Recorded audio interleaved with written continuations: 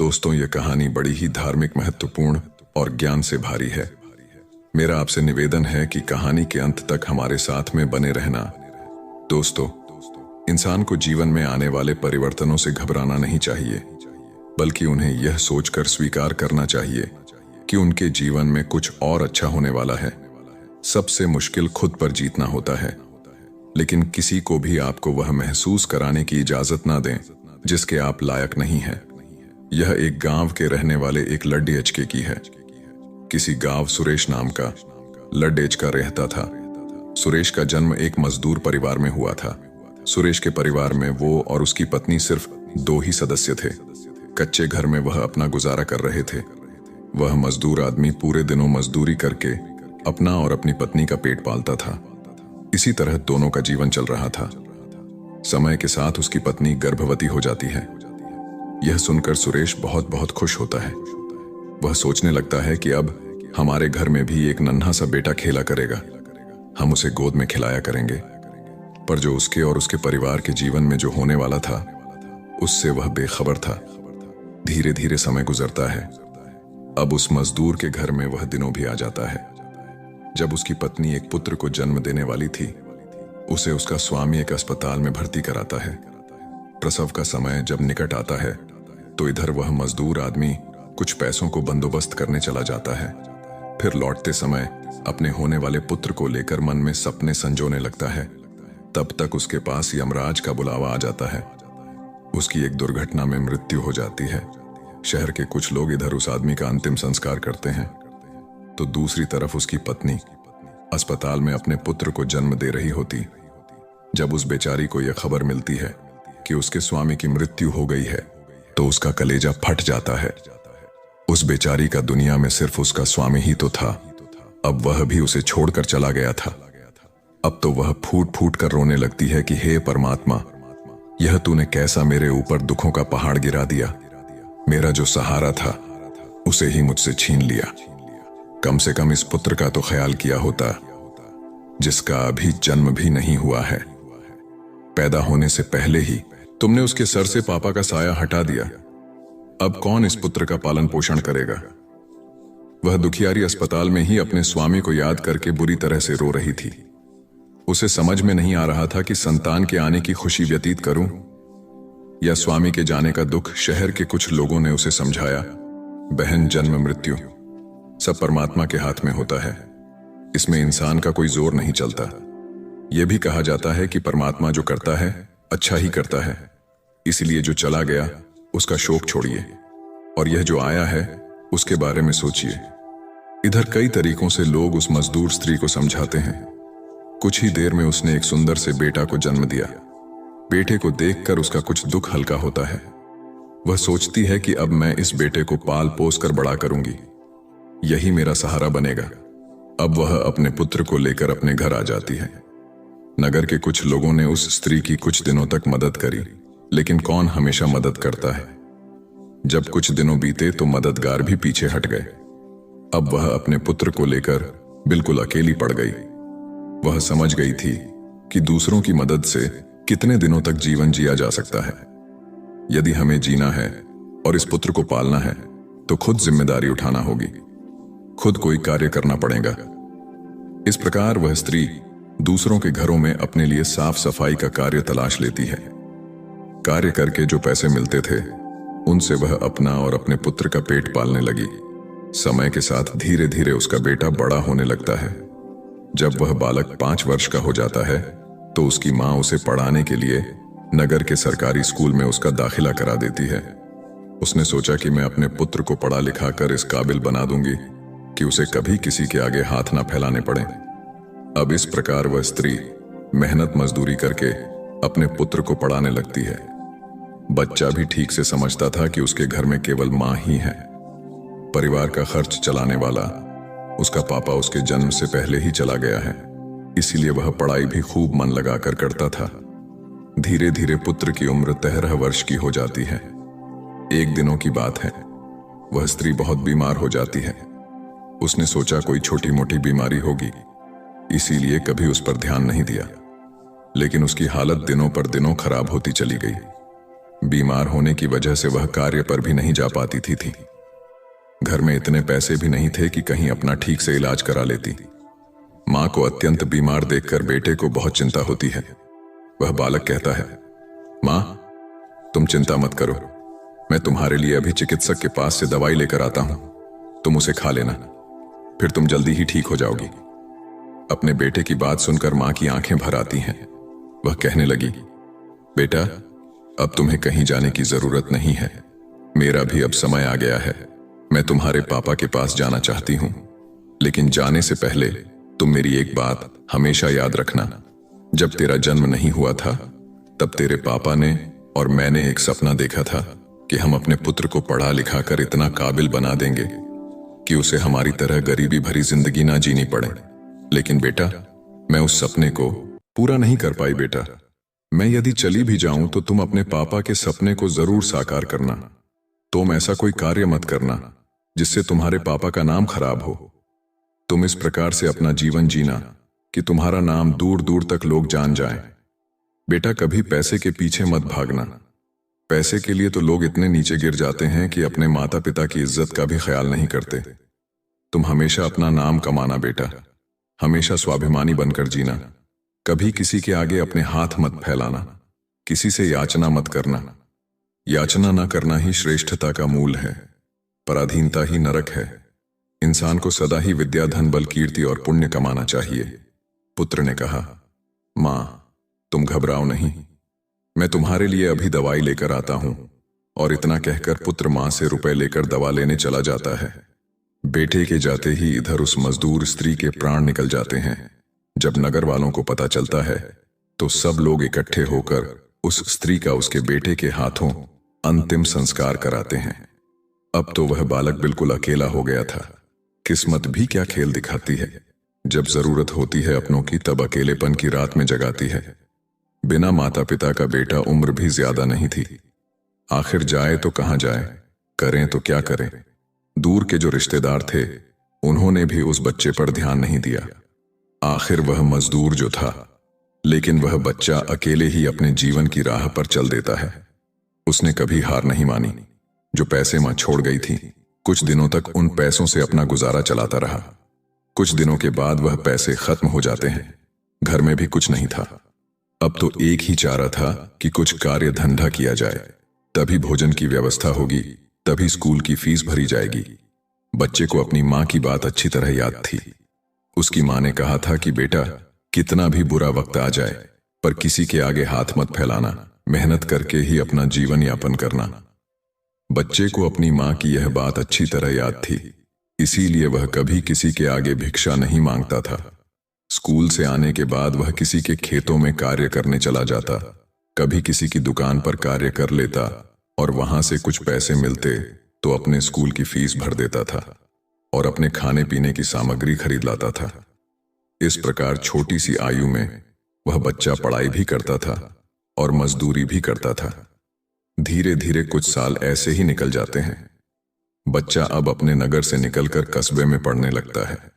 तब उसकी किताबों का, स्कूल की फीस का खर्चा बढ़ जाता है।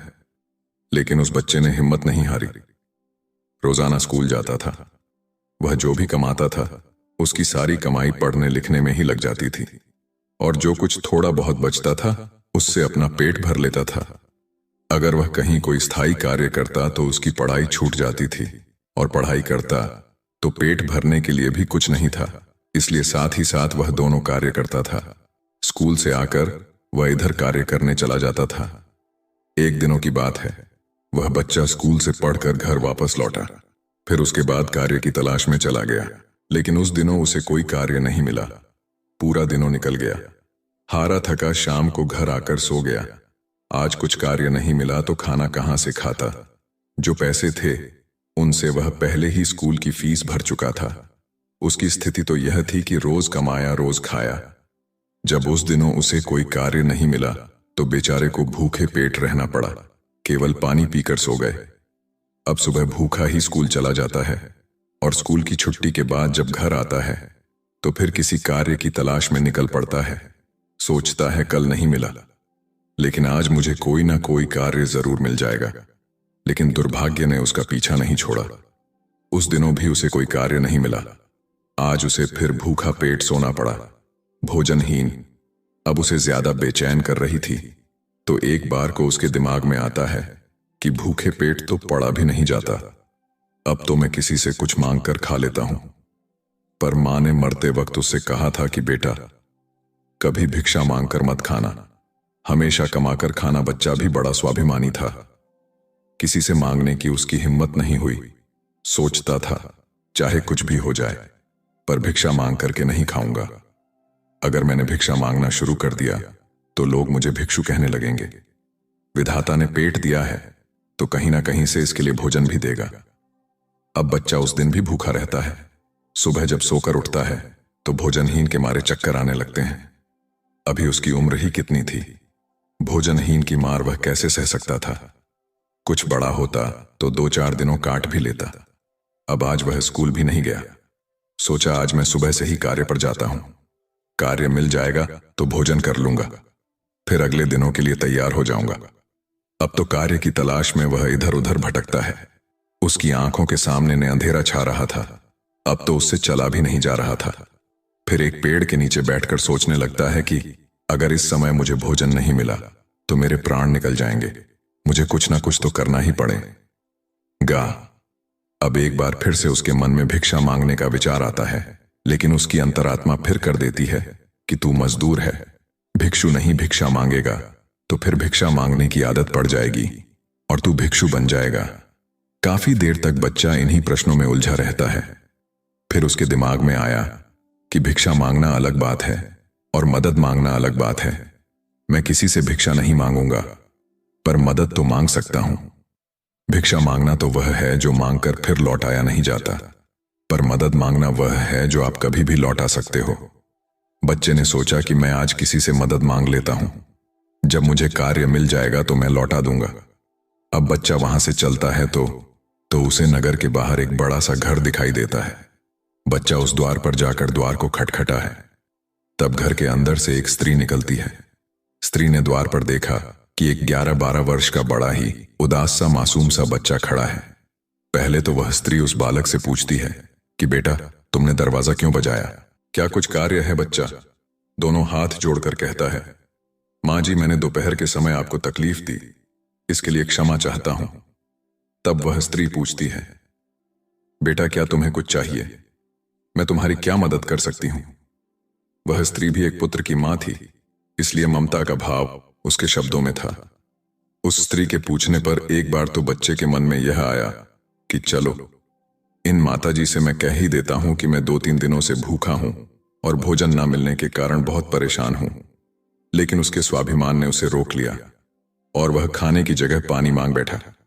कहने लगा, मां जी, मुझे बहुत जोर की प्यास लगी थी, इसीलिए दरवाजा खटखटाया था, क्या एक बोतल पानी मिल सकता है? लेकिन वह स्त्री बहुत समझदार थी। उसने जब बच्चे को देखा तो वह समझ गई कि बच्चा बहुत ही भूखा है। वह कहती है, बेटा तुम थोड़ी देर रुको, मैं तुम्हारे लिए पानी लेकर आती हूं। वह स्त्री घर के अंदर जाती है और अपनी रसोई से एक गिलास दूध और कुछ मिठाई लेकर द्वार पर आती है और दूध से भरा गिलास उस बच्चे को दे देती है।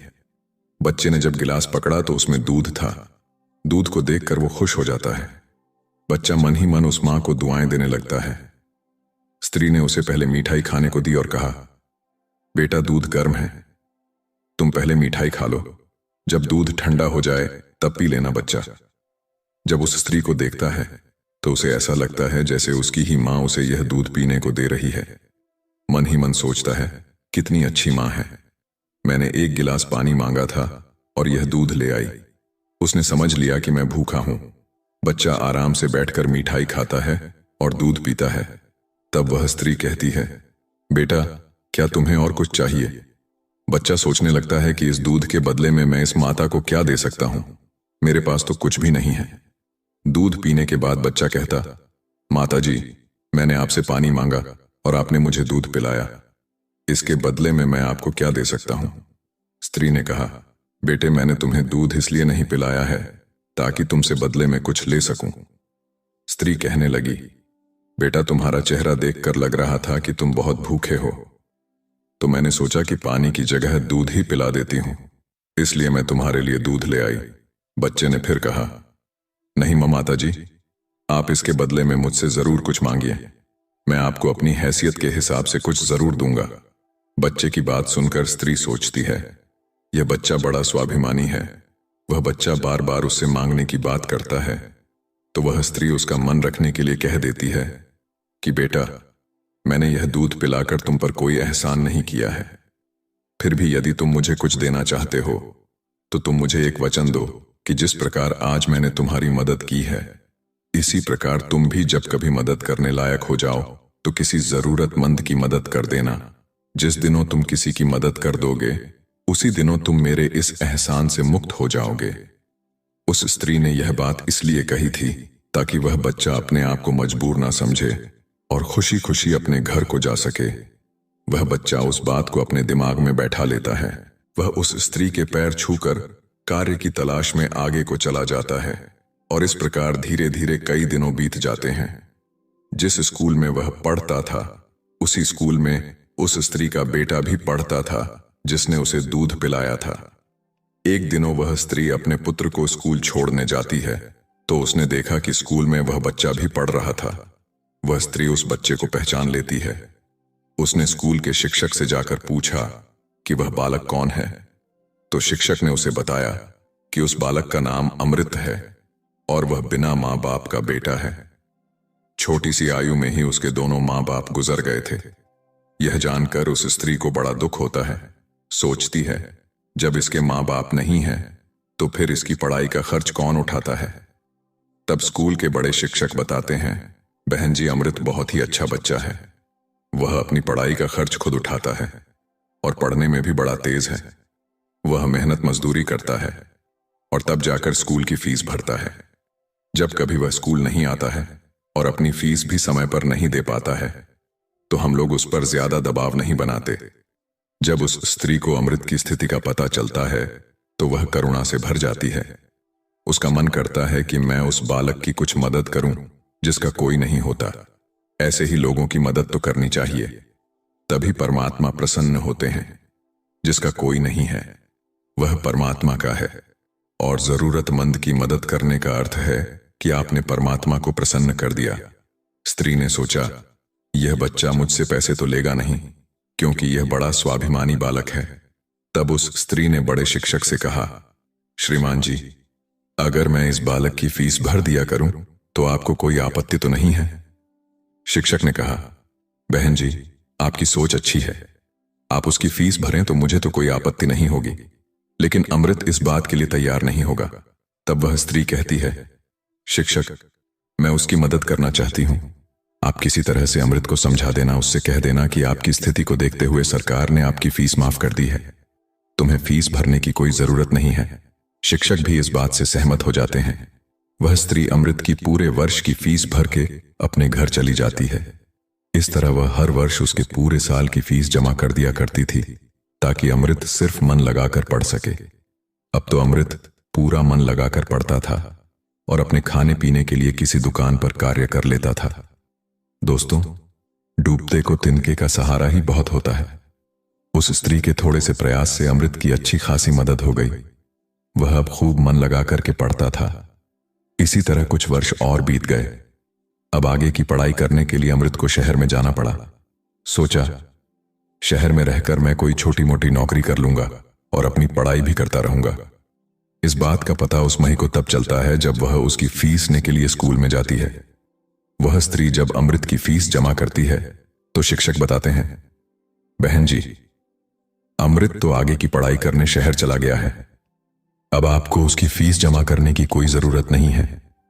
उस स्त्री ने जब यह सुना तो सोचने लगी, कोई बात नहीं, परमात्मा ने मुझे उसकी मदद करने का इतना ही समय दिया होगा। हे परमात्मा, उस बालक पर दया दृष्टि बनाए रखना, वह जहां भी रहे खुश रहे। इस प्रकार वह स्त्री अपने घर लौट आई और अपने घर गृहस्थी की दुनिया में व्यस्त हो गई। दोस्तों, उधर अमृत शहर में जाकर अपनी पढ़ाई करने लगा। खर्चा चलाने के लिए उसने एक नौकरी तलाश कर ली। इस प्रकार 26 वर्ष बीत जाते हैं। ना तो अमृत कभी उस स्त्री से मिल पाता है और ना वह स्त्री कभी अमृत से मिलती है। उस स्त्री का बेटा भी अब बड़ा हो गया था। उसका बेटा एक व्यापारी बन गया था। वह स्त्री तो पहले से ही अपने घर से संपन्न थी। ऊपर से उसका बेटा व्यापार करके खूब धन कमाता था। उस माँ का बेटा भी बड़ा संस्कारी था। वह भी अपनी माँ को बहुत प्यार करता था। एक दिनों उसकी माँ बहुत बीमार पड़ जाती है। शाम को जब उसका बेटा घर आता है तो वह अपनी माँ की हालत को देखकर बेचैन हो जाता है। वह अपनी माँ को अस्पताल में भर्ती कराता है। जांच में पता चलता है कि उसकी माँ को ट्यूमर है। वह बच्चा चिकित्सक से कहता है, चिकित्सक, आप मेरी माँ का अच्छे से इलाज कीजिए, पैसों की बिल्कुल चिंता मत करना। तब चिकित्सक कहते हैं, भाई, तुम्हारी माँ को ट्यूमर की बीमारी है और ट्यूमर का इलाज बहुत महंगा होता है। छोटे मोटे अस्पतालों में इसका इलाज भी नहीं होता है। इसके लिए तुम्हें किसी बड़े शहर में जाकर किसी बड़े अस्पताल में इसका इलाज कराना होगा, और बड़े अस्पताल का मतलब है कि खर्चा भी बहुत अधिक होगा। बेटे ने कहा, चिकित्सक साहब, मैं अपनी माँ को ठीक करने के लिए कुछ भी कर सकता हूँ। आप मुझे बस कोई रास्ता बताइए, मैं अपनी माँ का इलाज कहाँ करा सकता हूँ। तब चिकित्सक उसे बड़े शहर जाने की सलाह देते हैं। चिकित्सक बोले, बड़े शहर में ट्यूमर का हॉस्पिटल है। यदि वहां का इलाज तुमने पूरा करा लिया तो तुम्हारी माँ इस रोग से बच सकती है, नहीं तो तुम्हारी माँ के प्राण संकट में पड़ सकते हैं। यह सुनकर बच्चा घबरा जाता है। वह चिकित्सक साहब से बड़े शहर वाले चिकित्सक साहब का नंबर और पता लेकर अपनी माँ को बड़े शहर ले जाता है। उसकी माँ तो उसे बहुत मना करती रही कि बेटा, तुम मुझे कहाँ ले जाओगे, इतना पैसा कहाँ है, हमारे पास बड़े शहर में अच्छा इलाज कराने के लिए हमारे पास पर्याप्त पैसा नहीं है। यहीं से चिकित्सक साहब से दवा ले लेते हैं, धीरे धीरे मैं सही हो जाऊंगी, तुम परेशान मत हो। तब बच्चा बोला, माँ, इस दुनिया में एक तुम ही तो हो, जिसके होने से मुझे कभी अकेलापन महसूस नहीं होता, कभी मुझे किसी बात की चिंता नहीं होती। इसीलिए कुछ भी हो जाए, मैं तुम्हें इस बीमारी से मरने नहीं दूंगा। धन का क्या है, खत्म हो गया तो फिर कमा लेंगे, लेकिन माँ तो फिर नहीं मिल सकती। इस प्रकार बच्चा अपनी माँ को बड़े शहर लेकर जाता है। जिस चिकित्सक से उसकी माँ का इलाज होना था, वह चिकित्सक साहब उस समय अस्पताल में नहीं थे। वह किसी मरीज को देखने के लिए विदेश गए थे। अस्पताल के कर्मचारी ने बताया कि चिकित्सक साहब कल आएंगे, तब तक आप अपनी माँ को अस्पताल में भर्ती करा दो। बच्चे ने बिना देर किए अपनी माँ को भर्ती करा दिया और चिकित्सक साहब के आने का इंतजार करने लगता है। अगले दिनों जब चिकित्सक साहब आते हैं तो वह बच्चा अपनी माँ की हालत चिकित्सक साहब को बताता है।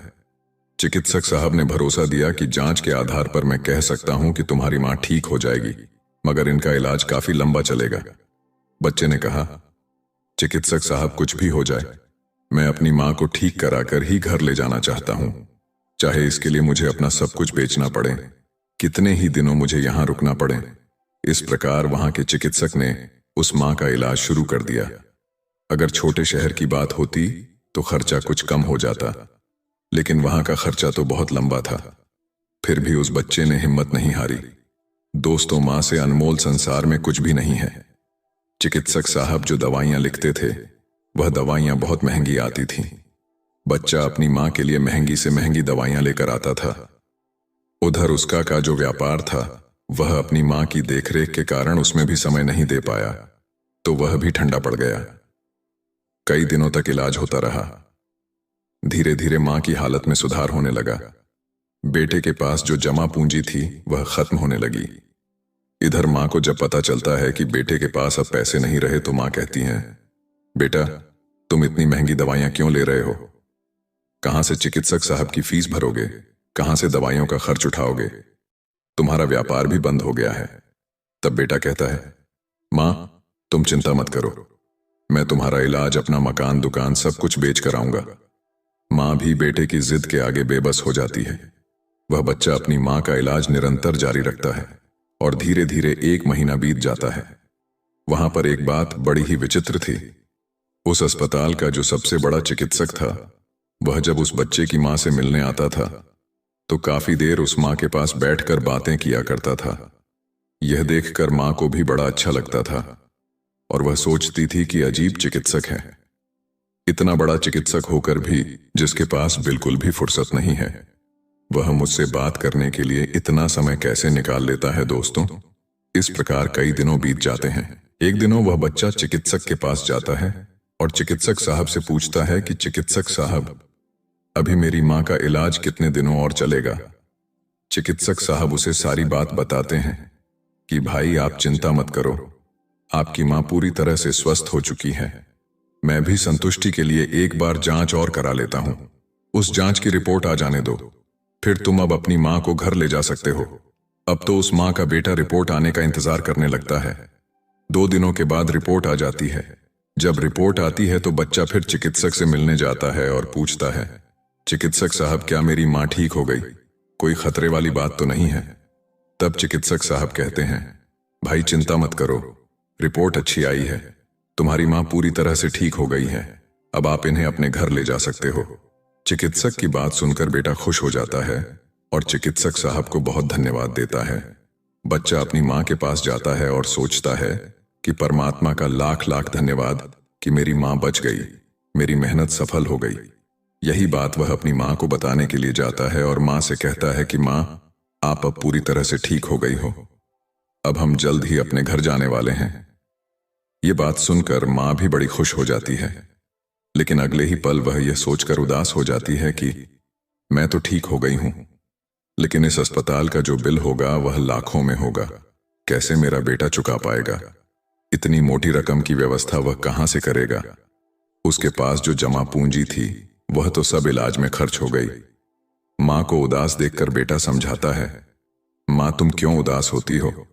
मैं अपना सब कुछ बेचकर आपके इलाज का बिल चुका दूंगा, घर मकान तो बाद में भी बना लूंगा। इसलिए माँ, तुम्हें इन बातों की चिंता करने की कोई जरूरत नहीं है। बेटा अपनी माँ को बहुत समझाता है, मगर माँ तो माँ होती हैं, उसका अपने बेटे के लिए चिंता करना स्वाभाविक था। माँ सोचने लगती है कि मेरा बेटा यदि सब कुछ बेच देगा तो फिर वह आगे अपना जीवन कैसे चलाएगा, इसके भविष्य का क्या होगा? वो माँ रात भर यही सोचती रही। चिंता करते करते माँ और बेटा दोनों की रात निकल गई। जब अगला दिन होता है और उसकी माँ की छुट्टी का समय होता है तो अस्पताल का एक कर्मचारी एक लिफाफा लेकर माँ बेटे के पास आता है और उस स्त्री के बेटे से कहता है कि चिकित्सक साहब ने आपके लिए यह बिल का लिफाफा भेजा है, आप इस बिल को ठीक से देख लो और इस बिल को चुका कर आप अपनी माँ को अपने घर ले जाओ। बिल का लिफाफा देकर वह अस्पताल का कर्मचारी तो चला गया। अब वह बच्चा उस बिल के लिफाफे को हाथन में लिए हुए सोचता है कि पता नहीं कितना बिल आया होगा। बेटे को चिंता में देखकर माँ भी परेशान हो जाती। माँ एकदम से बेटे के हाथ से वह बिल का कागज छीन लेती है। माँ उस बिल को खोलकर देखती है। उधर अस्पताल के जो सबसे बड़े चिकित्सक थे वह भी उस समय वहीं पर पहुंच जाते हैं। इधर माँ ने जब उस लिफाफे को खोलकर देखा तो उसमें एक छोटी सी पर्ची रखी हुई थी। उस पर्ची पर लिखा हुआ था, माँ जी आपने अपने बल का भुगतान तो 25 साल पहले ही कर दिया था, जब आपने 2 दिनों के भूखे पुत्र को 1 गिलास दूध और मिठाई खिला और अगले 5 साल तक उस पुत्र की स्कूल की फीस भी भरी थी। उसी तरह अगर जीवन में कुछ अंधेरा आ जाए तो ज्ञान रूप दीपक से अंधेरे को मिटाकर सही रास्ता ढूंढा जा सकता है। ज्ञान वह निधि है जो रंग से राजा बना देती है, भटके को सही मार्ग दिखा देती है। तीसरी बात, आप दूसरों का भला कीजिए, दूसरों पर दया करिए, तुम्हारा भला अपने आप होता चला जाएगा। आपको अपने जीवन में अगर किसी की मदद करने का सौभाग्य मिले तो जरूर करना। कहते हैं डूबते को तिनके का सहारा बहुत होता है। आपकी छोटी सी मदद से किसी का जीवन ही बदल सकता है। आपका छोटा सा योगदान किसी के लिए वरदान भी हो सकता है। मुसीबत में पड़े तो घबराना मत। जब एक रास्ता बंद होता है तो 100 खुल जाते हैं। जीवन में निखार तभी आता है जब इंसान दुख और मुसीबत की भट्टी में तपता है। कष्ट सहन करने के बाद ही इंसान को अनुभव मिलता है और यह अनुभव बहुत कार्य आता है। चौथी बात, इंसान के दिनों चाहे कैसे भी हो, चाहे कितनी भी कठिनाइयां उसके जीवन में आए, परंतु उसे कभी भिक्षा मांगकर खाना नहीं चाहिए। भिक्षा मांगकर खाने वाला अपनी ही नजरों में गिर जाता है और जब वह भिक्षा मांगकर खाता है तो उसकी आदत हो जाती है बिना मेहनत किए खाने की। इसलिए इंसान को हमेशा मेहनत करके ही खाना चाहिए, तभी इंसान सफल और आत्मनिर्भर बनता है। किसी को मदद की जरूरत हो तो आप सबसे पहले उसकी मदद करें, लेकिन अगर आपको मदद की जरूरत हो तो आपको किसी से मदद मांगने की जरूरत ना हो। आप खुद ही अपनी मदद करने की काबिलियत रखें। आत्मसम्मान आपकी आवाज है, इसे बुलंद रखें। दूसरों पर ध्यान देने से बेहतर है खुद में रहो, खुद को समझो और आगे बढ़ो। आत्मसम्मान एक ऐसा कवच है जिसे कोई आपसे छीन नहीं सकता।